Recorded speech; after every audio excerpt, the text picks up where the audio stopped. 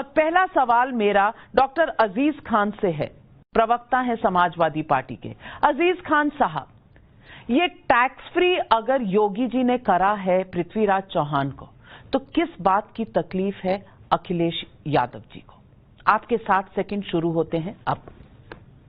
देखिए नाविका जी, tax free करने से हमें कोई तकलीफ नहीं है, हमारे नेता को कोई तकलीफ नहीं है, लेकिन अगर टैक्स फ्री ना हो तो आज जो मुल्क के हालात हैं, खासतौर से उत्तर प्रदेश के जो हालात हैं, मुझे लग रहा कि अगर उससे कुछ राजस्व प्राप्त हो और यहाँ के हालात सुधरे तो उसमें क्या बुराई है।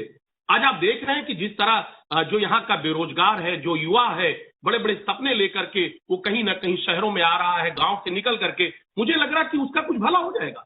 आज भुखमरी के कगार पर है एक युवा हमारा, जो हमारा जो करता धरता है, आज वो कहीं ना कहीं बेरोजगारी के कगार पर और बड़े स्तर पर बेरोजगारी है। आज महंगाई चरम पे है, सरकार राजस्व पूरा नहीं कर पा रही है, सरकार जो वादा कर रही है उसको पूरा नहीं कर पा रही है। तो आज ऐसी स्थिति में जो इस तरीके की फिल्में बनाई जा रही है, मनगढ़ंत फिल्में, जो इतिहास से कहीं ना कहीं छेड़छाड़ की जा रही है और छेड़छाड़ करके इस तरीके की फिल्में बनाई जा रही हैं, और इसमें जो इसका जो प्रोड्यूसर है वो बड़ा अमाउंट कमा रहा है, अगर उसका एक हिस्सा सरकार को भी मिले तो इसमें क्या बुराई है। सवाल मैं क्यों ना पूछूं डॉक्टर अजीज खान, क्यों ना मैं पूछूं आज, क्योंकि आप टैक्स फ्री हो रहा है नहीं हो रहा है ये जद्दोजहद में फंसे हुए हैं और आप सवाल उठा रहे हैं। शायद आपने फिल्म नहीं देखी, मैंने फिल्म देखी कल और मुझे लगा कि आपको फिल्म देखनी चाहिए।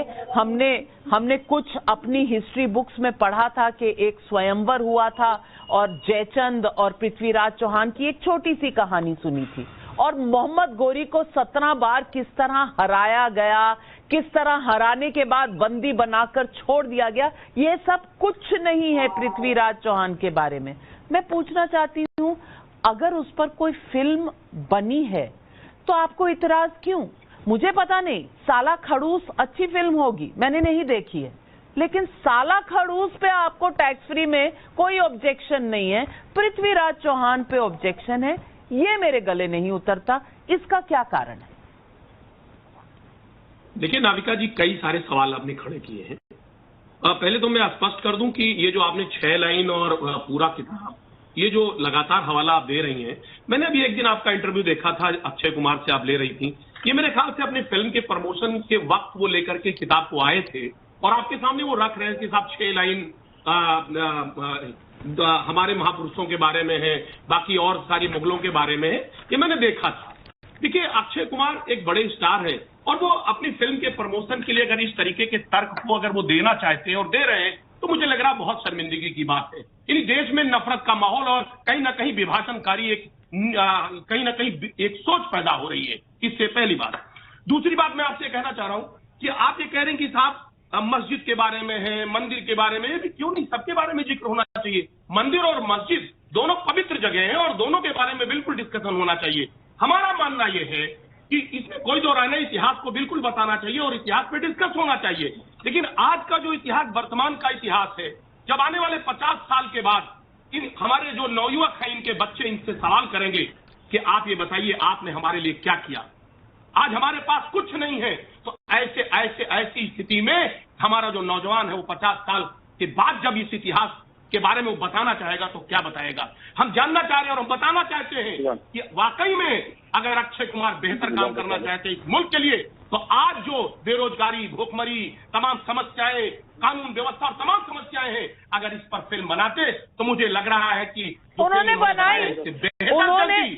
बनाई है। हालांकि मैं अक्षय कुमार की फिल्म की प्रमोशन करने नहीं आई हूँ। अजीज खान साहब, मुझे ये जवाब दीजिए कि आज अखिलेश यादव कहते हैं कि हमने ऑडिटोरियम बनाया, पहली सीट पर मत बैठिए, आखिरी सीट पर बैठिए। अरे भाई, जिसको जहां बैठना है, freedom of speech, freedom of expression, freedom of action, आप ही लोग कहते हैं ना कि चली गई है, तो अब अखिलेश जी क्यों डिक्टेट कर रहे हैं किसको कहां बैठना है? नंबर 1। नंबर 2, आपने ऑडिटोरियम बनवाया जरूर होगा, लेकिन अगर बनवाया था तो अपनी छाप लगा दी थी वहां, क्या कि जब तक आप दोबारा सत्ता में नहीं आएंगे उस ऑडिटोरियम को कोई और यूज नहीं कर सकता। और तीसरी बात, मुसलमान का भी अगर आप इतिहास पढ़ाते हैं तो दारा सिखों का क्यों नहीं?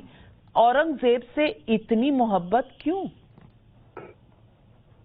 देखिए नाविका जी, आप बहुत बेहतरीन सवाल 3-4-5 आपने पूछे हैं। और वाकई में देखिए, अगर हमारे नेता ने बनाया है, चाहे वो इकाना स्टेडियम है, पुलिस मुख्यालय है, या इस तरीके से लोक भवन है, तो नो डाउट जो बनाएगा वो बताएगा, जो बनाएगा वो बताएगा, जो बनाएगा और जो बताएगा क्या? नहीं, जो बनाएगा वो बताएगा, और बताएगा कहाँ बैठना है। शलभ त्रिपाठी उन्होंने बनाया है तो बताएंगे, और ये भी बताएंगे कि कहाँ किसको बैठना है। आ रहे नाविका जी, आ रहे हैं उसी मुद्दे पे। दूसरी बात, अभी आप फिल्म की बात लगातार कह रही थी कि साहब साला खड़ूस जो है उसको टैक्स फ्री कर दिया गया, और इस पे टैक्स फ्री पे क्यों, इसमें कहीं ना कहीं इससे सवाल, सिर्फ साला खड़ूस मैंने नहीं कहा, 30 फिल्में गिनाई है। नहीं, अब आपने नहीं, इससे पहले आपने कहा था। खैर चलिए, कोई बात नहीं, मेरा उससे सवाल नहीं है। देखिए, फिल्में बनाई जाती है इंटरटेनमेंट के लिए, इंजॉय करने के लिए, फैमिली जाती है, लोग जाते हैं इंजॉय करने के लिए।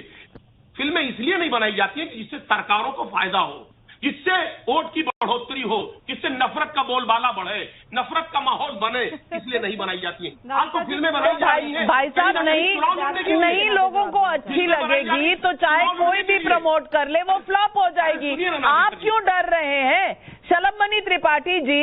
अजीज खान साहब क्यों डर रहे हैं? लोग जाएंगे, मैंने कल देखी और अपने बच्चे के साथ देखी, उसने बहुत एंजॉय की, लेकिन